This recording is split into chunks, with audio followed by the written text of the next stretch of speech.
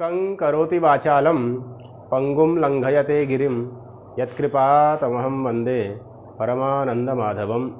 वाक्यकारं वररुचिं भाष्यकारं पतंजलिं पाणिनिं सूत्रकारंच प्रणतोस्मि मुनित्रयम्। कहाँ तक पाठ हुआ था? भू धातु, लट लकार, परस्मै पद, प्रथम पुरुष, एक वचन और द्विवचन अर्थात भवति भवतः, इन दो रूपों की सिद्धि की जा चुकी है। अगर इन दो रूपों की सिद्धि का अभ्यास अगर आप लोगों ने किया है तो अग्रिम जो रूप सिद्धियां हैं वह बड़ी आसानी से आपको आ जाएंगी, क्योंकि अब आगे एक तो भवंती रूप बनना है। क्या रूप बनना है? भवंती रूप बनना है। और भवंती रूप में एक विशेष सूत्र लगेगा झोंतः, और उसके बाद भवसी भवथः भवथः, मध्यम पुरुष में कोई सूत्र नहीं लगना है, पूर्ववत प्रक्रिया होनी है। फिर आगे उत्तम पुरुष में आएंगे, वहाँ भवामी भवाभः भवामः ये तीन रूप बनेंगे, उसमें भी एक विशेष सूत्र लगेगा अतो दीर्घो यही बस। और फिर भवामी भवावह भवामः, इन तीनों रूपों की सिद्धि हो जाएगी। तो अब जो पूर्व की प्रक्रिया है वही प्रक्रिया यहाँ भी होनी है, केवल एक विशेष सूत्र लगना है। कौन? झोंतः। तो आज हम कौन सा रूप बनाएंगे? भवंती। भवंती रूप का परिचय क्या हुआ? भू धातु, हाँ, भू धातु हो गई। भू धातु कैसी हो गई? परस्मैपदी हो गई ना। ये आत्मनेपद के निमित्तों से हीन हो गई, इसलिए क्या हो गई? परस्मैपदी हो गई। इससे क्या ले आए? लट लकार ले आए। कौन सा लकार ले आए? लट में टकार के अंतिम से संज्ञा करिए, तस्य लोप से लोप हो गया, तो टौ चला गया। क्या बच गया? लौ बच गया। क्या बच गया? लौ बच गया। अब इस लौ के स्थान पर क्या हो जाएगा? जब एकत्व विवक्षा थी तो तिप आया था, और जब द्वित्व विवक्षा थी तो तस आया था। किस सूत्र से? उस सूत्र से। और उसमें सहायता किस सूत्र ने की? द्वेकयोर द्विवचने का वचने। अब क्या आएगा? बहुषु बहुवचनम सूत्र लगा करके भौत्व विवक्षा में तिप्तजी सूत्र से क्या आ जाएगा? जी आ जाएगा। कितने सूत्र लग गए? एक तो तिप्तजी लग गया, हालांकि सारे पुराने सारे सूत्र लगेंगे, वो सारी प्रक्रिया याद रखनी है। और बहुषु बहुवचनम ये सूत्र लगा करके क्या आ जाएगा? जी आ जाएगा। बहुषु बहुवचनम अर्थात जहाँ बहुत्व की विवक्षा होती है, जहाँ बहुत संख्या अर्थ कहना हो, कितनी संख्या कहनी हो, बहुत संख्या कहनी हो, वहाँ पर कौन सा वचन होता है? बहुवचन होता है। तो बहुवचन का प्रत्यय क्या आ जाएगा? जी आ जाएगा। क्या स्थिति बन गई? भू धन जी, ये स्थिति बन गई ना। इस लौ के स्थान पर क्या आ गया? जी आ गया। अब क्या सूत्र लगना है? तिंक्षित सार्वधातुकम। कौन सूत्र लगेगा? तिंक्षित सार्वधातुकम सूत्र से जी की क्या हो जाएगी? सार्वधातुक संज्ञा हो जाएगी। किस सूत्र से हो जाएगी? तिंक्षित सार्वधातुकम। इस सूत्र से जी की सार्वधातुक संज्ञा हो जाएगी। सार्वधातुक संज्ञा होने के बाद फिर कौन सूत्र लग जाएगा? कर्तरी शप। कौन सूत्र लग जाएगा? कर्तरी शप। उस सूत्र से क्या हो जाएगा? शप हो जाएगा। क्या स्थिति बन जाएगी? भू शप। शप में भी श और प निकल जाएगा। क्या बचेगा? अ बचेगा। क्या स्थिति बन गई? भू और जी। क्या स्थिति बन गई? अब कौन सूत्र लगेगा? अब यहाँ पर एक सूत्र पहले लगा दीजिए, झोंतः। कौन सूत्र लगा दीजिए? झोंतः। झोंतः यह सूत्र है। कौन सूत्र है? झोंतः। ठीक है। तो झोंतः सूत्र का अर्थ क्या है? कितने पद है सूत्र में? दो। कौन कौन? झः और अंतः। झः और अंतः। झः में कौन विभक्ति है? षष्ठी विभक्ति, एक वचन। झः में कौन विभक्ति है? यही है ना, षष्ठी विभक्ति अंतः में प्रथमा विभक्ति एक वचन। झ हो गया 6 1 और अंतः हो गया 1 1। झः क्या हो गया? 6 1 और अंतः हो गया 1 1। ठीक है। तो अब जिसमें षष्ठी होती है, जिसमें षष्ठी होती है वो स्थानीय होता है। जिसमें षष्ठी होती है वो क्या होता है? स्थानीय होता है, अर्थात उसके स्थान पर कार्य होता है ना। क्या सूत्र है? षष्ठी स्थाने योगा। अनिर्धारित संबंध विशेषा षष्ठी स्थाने योगा बोध्या। तो यहाँ पर क्या है, सामान्य रूप से समझिए, जिसमें षष्ठी होगी वो क्या होगा, स्थानीय होगा, अर्थात उसके स्थान पर कार्य होगा। जिसमें प्रथमा होगी वह आदेश होता है, जिसमें क्या होती है, वह क्या होता है, आदेश होता है ना। जैसे यही देखिए अंतः, अंतः में क्या है, प्रथमा है, तो प्रथमा ये अंतः क्या हो गया, अंत क्या हो गया, ये आदेश हो गया।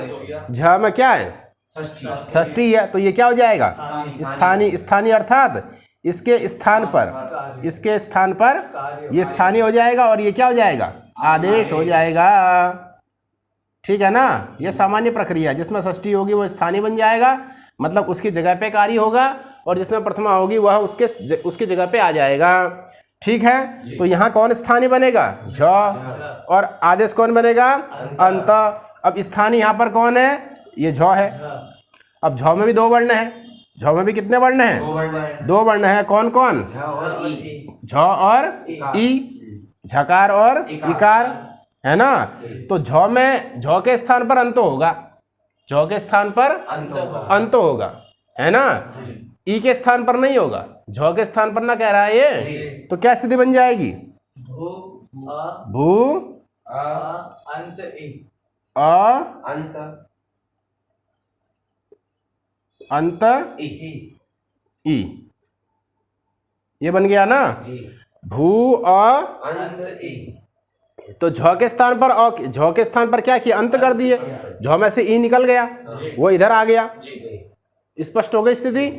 अब ऐसी स्थिति में कौन क्या सूत्र लगेगा, इसकी भी सार्वधातुक संज्ञा करिए। शब का जो अ है, शब का जो है, उसकी भी कौन संज्ञा हो जाएगी, किस सूत्र से, क्योंकि शित है ना वो, इसलिए इसकी भी क्या हो जाएगी, और कौन सूत्र लग जाएगा, सार्वधातुकार्ध धातुकयोः। कौन सूत्र लग जाएगा, सार्वधातुकार्ध धातुकयोः। क्या अर्थ है, इगंतांगस्य गुणः स्यात् सार्वधातुकार्ध धातुकयोः। सार्वधातुक और आर्धधातुक प्रत्यय के पर में होने पर इगंत अंग को क्या होता है, गुण हो जाता है। तो सार्वधातुक प्रत्यय कौन है, यहाँ पर अ है, सबका अ, इसके पर में होने पर इगंत अंग कौन है, भू है, इसको क्या हो जाएगा, गुण हो जाएगा। क्या हो जाएगा, क्या स्थिति बन जाएगी, भो अंत ई, भो अंत ई, भो और अंत ई, भो अंत ई, अंत ई, ये स्थिति बन गई। क्या स्थिति बन गई, भो और। अब क्या सूत्र कौन सूत्र लगेगा, उससे क्या हो जाएगा, ओ को अवादेश, क्या बन जाएगा, भ अव अंत ई। ठीक है, ये स्थिति बन गई। क्या स्थिति बन गई, भ अव अंत ई, और अजीनम परेण संयोज्यम। क्या है, अजीनम परेण संयोज्यम, अजीनम, अचहीनम, अच से जो हीन होता है ना उसको क्या कर देते हैं, परेण संयोज्यम। अच से हीन जो वर्ण होगा उसको पर में जो पर में जो अच वर्ण होगा उस अच वर्ण के साथ वो जुड़ जाएगा। अचहीनम, अच से हीन कौन है यहाँ पर, ये चौथा ना, चौ को ज हो गया, ह को झ हो गया, झयो होने तरस्याम, इधर चौ को ज हो जाएगा, झरोन जसाम जलाम जशोनते। ठीक है ना। तो अचहीनम का मतलब क्या है, अचहीनम, अचहीनम, अचहीनम को मिलाकर के क्या बना दिया, अचहीनम बना दिया। चौ को ज हो गया, ह को झ हो गया, क्या बन गया, अचहीनम बन गया। तो अचहीनम इसका अर्थ है। अच से हीन जो है, अच से हीन कौन है, भ है ना, ये क्या हो जाएगा, परेण संयोज्यम, पर में जो अच है, पर में अच कौन है, अ है, इसके साथ मिल जाएगा। कौन मिल जाएगा, भ। भ किस में मिल गया, अ में मिल गया। अ नहीं बोलते, अकार बोलते हैं। क्या बोलते हैं, क्यों बोलते हैं, क्योंकि संस्कृत में अ इत्यादि उच्चारण नहीं करते। क्या करते हैं, क्यों करते हैं, वर्णात् कारः।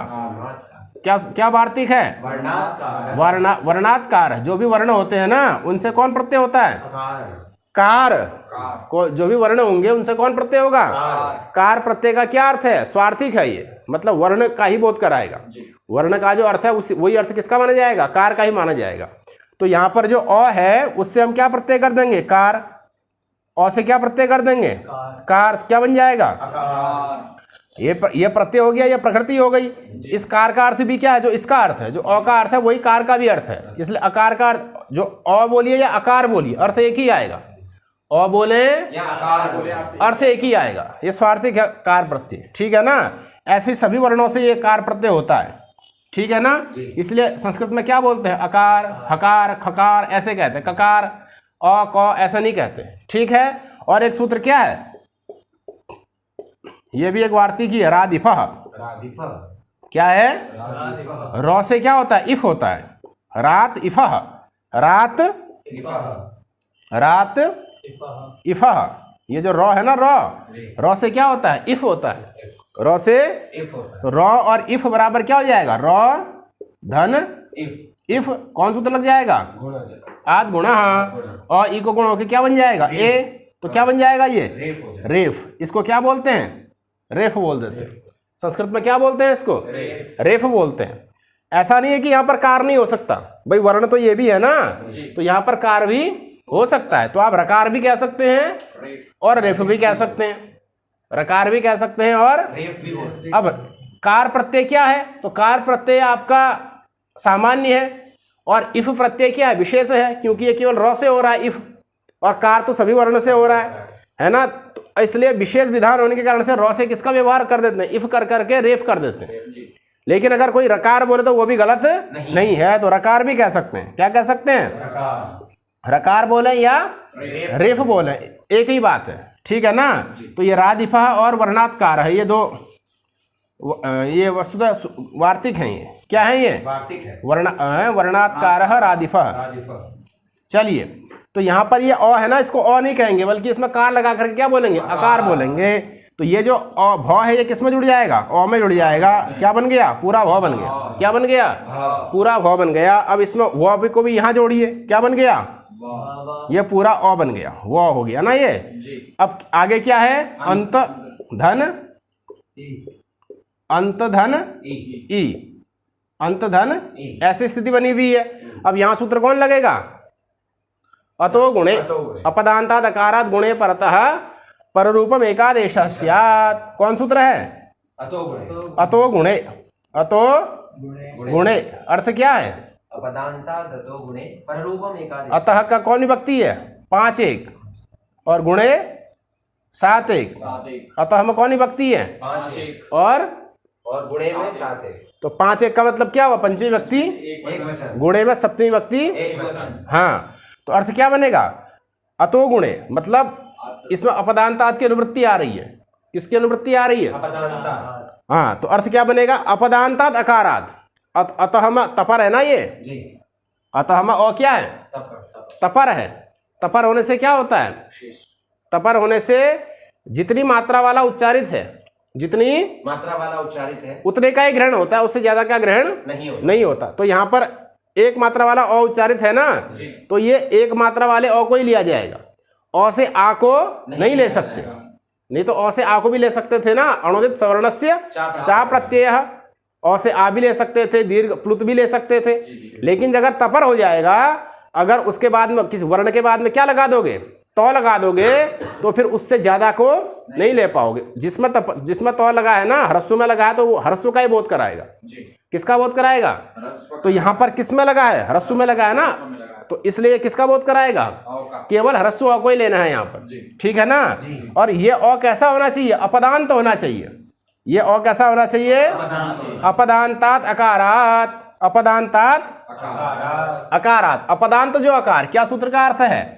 अपदान्त जो अकार, अपदान्तात् अकारात्। अपदांत जो अकार है, अपदान्तात् अकारात्, ये सूत्र का अर्थ है। अपदान्तात् अकारात्, ये महत्वपूर्ण सूत्र है बहुत।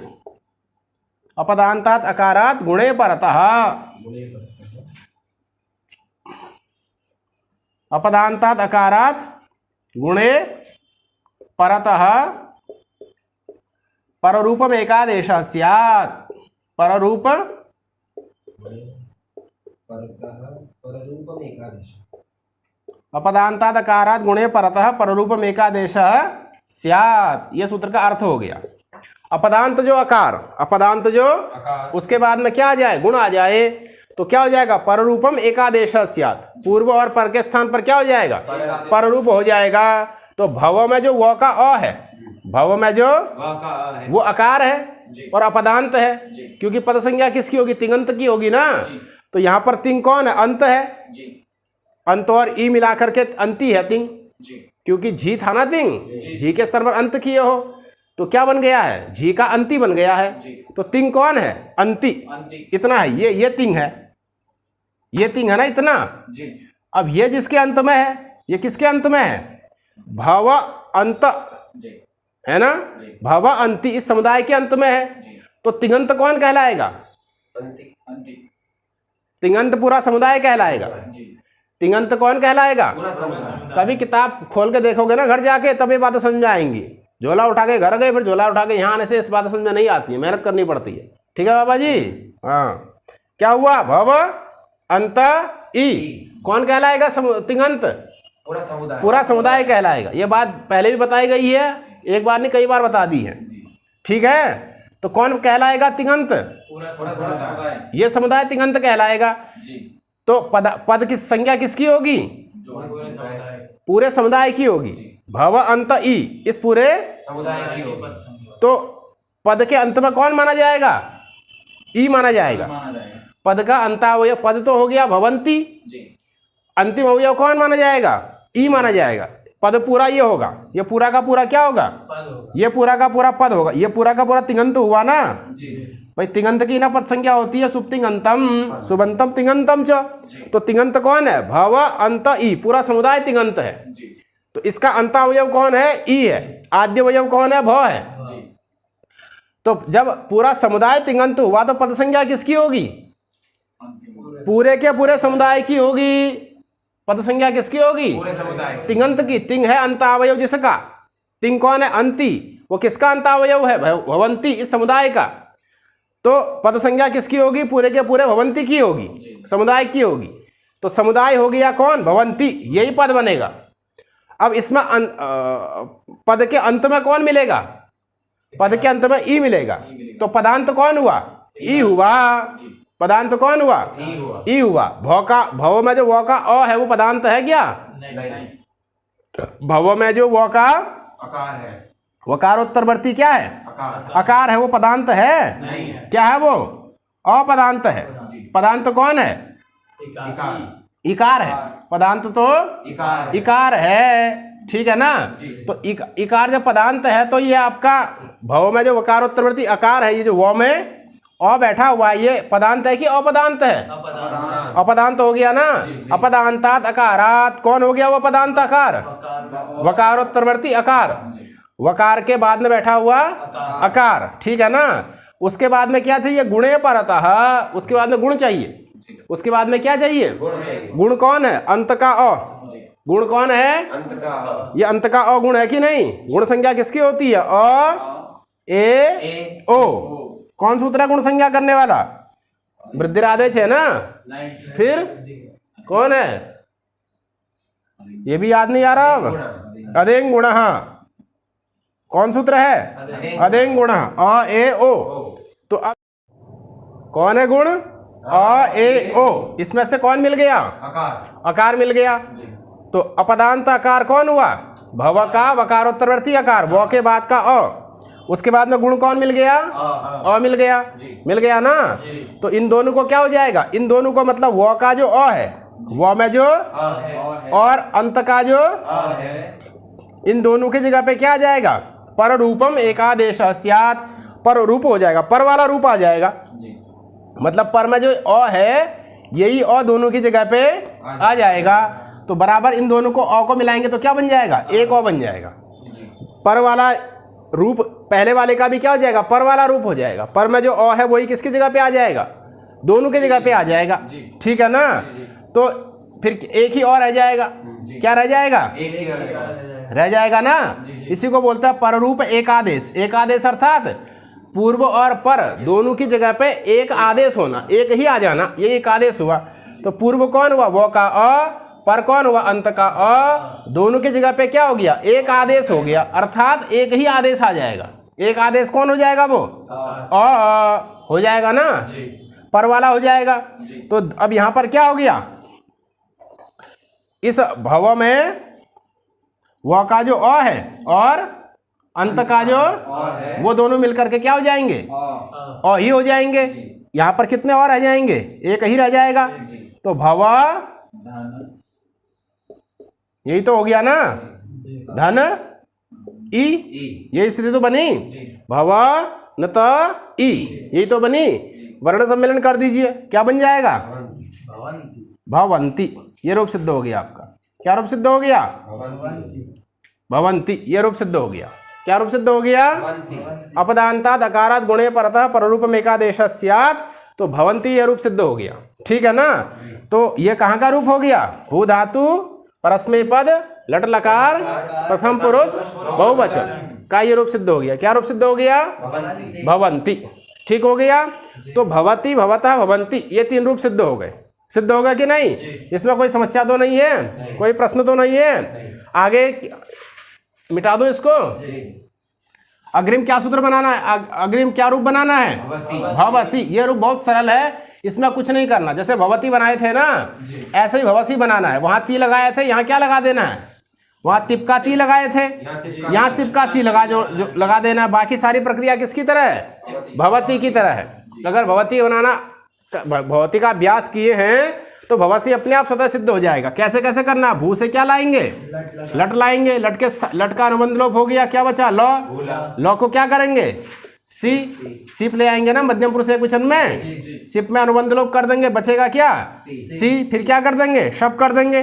भू शप का क्या आ जाएगा? अ आ जाएगा। इधर सी आ जाएगा। क्या आ जाएगा? सी आ जाएगा ना। अब क्या करेंगे? सार्वधातुक संज्ञा कर। पहले इसकी सार्वधातुक संज्ञा की थी, सी की, तिंसित सार्वधातुक हम से शप लाए थे। शप की भी पुनः सार्वधातुक संज्ञा करेंगे। तो फिर भू को क्या कर देंगे? गुण कर देंगे। किससे? हाँ, फिर ये अ आ गया, इधर क्या आ गया? सी आ गया। फिर एचोएव आया वह से क्या कर देंगे? भ अव अ मिला दिया, भवसी बन गया कि नहीं? भवसी। ये रूप आपका सरल है, इसमें कोई समस्या नहीं है। भवती की तरह ही केवल भवती की तरह भवसी रूप बनाना है। कोई भी नया सूत्र नहीं लग रहा है, सारी प्रक्रिया पूर्ववत है। ठीक है। अब अग्रिम क्या रूप है? भवसी के बाद भवथः। इसमें भी कुछ नहीं करना है, इसमें भी आपको केवल एक नया सूत्र लगेगा, स सजुषो रुहु। कौन सूत्र लग जाएगा? कैसे प्रक्रिया होगी? भू से क्या ले आएंगे? लट लकार। बोलते रहिए फटाफट। लट में अनुबंध लोप, टकार चले गया, लौ बचा। लौ के स्थान पर क्या करना? मध्यम पुरुष द्विवचन। कौन सूत्र लगेगा यहाँ पर विशेष? युष्मद्युपपदे समानाधिकरणे स्थानिन्यपि मध्यमः, उससे मध्यम पुरुष आएगा। ठीक है ना?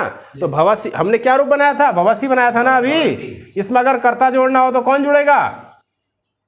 भवसी में अगर कर्ता जोड़ना चाहें तो कर्ता के रूप में किसको जोड़ना होगा? त्वम को जोड़ना होगा ना। राम को तो नहीं जोड़ सकते, श्याम को किसको जोड़ेंगे? त्वम को ही जोड़ेंगे। ठीक है ना? जब बुद्धि में आपका यह कर्ता होगा तभी यहाँ पर क्या आएगा? मध्यम पुरुष आएगा। इसका प्रयोग करें या ना करें, दोनों स्थिति में यहाँ पर क्या आएगा? कर्ता त्वम ही आएगा। ये तो एक वचन में आया। द्विवचन में क्या आ जाएगा? युवाम। इधर क्या प्रत्यय आएगा? अरे प्रत्यय क्या आएगा? थस। क्या आ जाएगा? इधर क्या हो गया? थस हो गया। इसकी क्या होगी? सार्वधातुक संज्ञा। सार्वधातुक संज्ञा होने से क्या हो जाएगा? शप का अ आ जाएगा। फिर ये क्या आ गया? थस आ गया। अब फिर पुनः सार्वधातुक संज्ञा, फिर सार्वधातुक आर्धातुक से गुण क्या बन गया? भ अव अ थस बन गया ना। अब क्या करो? क्या कर दें? मिला देना इसको। अजीनम परेण संयोज्यम। अब भवथस क्या हो गया? तिङंत हो गया। भवथस क्या हो गया, तिङन्त हो इसकी क्या हो जाएगी, पद संज्ञा हो जाएगी, किससे, तिङन्तम पदम पद संज्ञा हो गई सुप्तिंगंतम पदम से, और पदांत क्या हो गया, सकार सकार हो गया ना। पद के अंत में कौन आ गया, इसको क्या हो जाएगा, रू हो जाएगा, किससे, स सजुषो रुहु, ये सूत्र आ जाएगा। इससे क्या हो जाएगा, पदांत सकार को और सजुष शब्द के सकार को क्या होता है, रू हो जाता है। क्या हो जाता है, रू हो जाता है। तो क्या स्थिति बन जाएगी, भवथा रु हाँ भव भवथा भवथ रू, रू में ऊ की क्या हो जाएगा, अनुबंध लोप, ऊ की उपदेश अनुनासिक इत से इत संज्ञा, तस्य लोप से लोप अर्थात श्रवणा भाव, ठीक है ना। क्या बन गया, भवथर, क्या बन गया। अब इसकी फिर विरामो वसानम, विरामो वसानम से क्या हो जाएगी, अवसान संज्ञा हो जाएगी। अवसान संज्ञा होने से फिर खरवसानयोर विसर्जनीय, खरवसानयोर रॉ को क्या हो जाएगा, विसर्ग हो जाएगा। क्या बन जाएगा, भवथः। यहाँ कर्ता कौन जुड़ेगा, यूयम, युवाम, युवाम क्या जुड़ेगा, युवाम भवथः। कौन क्रिया, कौन कर्ता जुड़ जाएगा, युवाम भवथः, हो गया ना। तो अब युवाम जोड़े या ना जोड़े, दोनों स्थिति में क्या बनेगा, भवथः ही बनेगा। भवथः आएगा तो युवाम, युवाम आएगा तो भवथः, कोई भी एक आएगा तो दूसरा उसके अनुसार ही आएगा, ठीक है ना। तो हम युवाम यूयम आएगा, तो क्या बन गया, युवाम भवथः। अग्रिम रूप क्या बनाना है, भवथः। इसमें भी कोई प्रक्रिया नहीं है। भवथस में तो, भवथः में तो ससुषो रू लगा था, भवथः में तो इसमें तो वो भी नहीं लगना है क्योंकि सौ है ही नहीं। क्या लाएंगे, भू से लट, लट अनुबंध लोप लौ, लौ के स्थान पर क्या ले आएंगे, थ ले आएंगे, है ना। तिप्तजी और बहुशु बहुवचनम की सहायता से क्या आ जाएगा, थ आ जाएगा। सार्वधातुक संज्ञा होगी, शब्द का अ आ जाएगा, फिर सार्वधातुक संज्ञा होगी, गुण हो जाएगा सार्वधातुक आर्धातुक अयो से। क्या बन गया, भो अ थ, एचो एवायवा से अवादेश, भ अव अ धन वर्ण सम्मेलन, क्या बन गया, भवथ। क्या रूप बन गया, भवथ, ये रूप सिद्ध हो गया। यहाँ कौन कर्ता लग जाएगा, यूयम, यूयम भवथ, त्वम भवसी, युवाम भवथः, यूयम भवथ। पहले क्या लगेगा, सह भवति, तौ भवतः, ते भवन्ति। त्वम युवाम यूयम अहम आवाम एम को छोड़ करके जितने भी करता है सब पहले में जोड़ सकते हैं, भवति भवता भवंती के साथ जोड़ सकते हैं। तो इस प्रकार से भू धातु लट लकार प्रथम पुरुष के रूपों की सिद्धि हो गई, मध्यम पुरुष के रूपों की सिद्धि हो गई। अब कौन से रूप बच गए, उत्तम पुरुष के रूप बच गए। कौन रूप बच गए, उत्तम पुरुष में क्या रूप बनेंगे, भवामी भवावह भवामह। क्या रूप बनेंगे, उसमें केवल एक विशेष सूत्र लगना है, कौन, अतो दीर्घो यही। कौन सूत्र लगेगा, अतो दीर्घो यही। उसके बाद उत्तम पुरुष के रूपों की सिद्धि भी हो जाएगी। इसकी चर्चा हम कल करेंगे। इतने जो अभी तक रूप सिद्धि हो गई उनका बढ़िया से अभ्यास करिए, इसको दिमाग में बढ़िया से बैठाइए, ठीक है ना। लट लकार की प्रक्रिया अच्छे से आनी चाहिए, तभी अन्य लकारों की प्रक्रिया भी सरल होगी, ठीक है। चलिए।